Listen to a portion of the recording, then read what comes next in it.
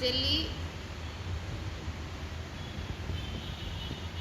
செம்மையாக இருக்கு. நான் எப்படி இருக்குமோ, ஏன்னா ஜெல்லி வித் ஐஸ்கிரீம், நான் ஃப்ரூட் சாலட் ஐஸ்கிரீம் சாப்பிட்டுட்டேன். ஜெல்லி வித் ஐஸ்கிரீம்லாம் ரொம்ப சின்ன வயசுல சாப்பிட்டது ஞாபகம் இல்லை. சரி வாங்கலாம் அப்படின்ட்டு வாங்கினேன். Worth for money.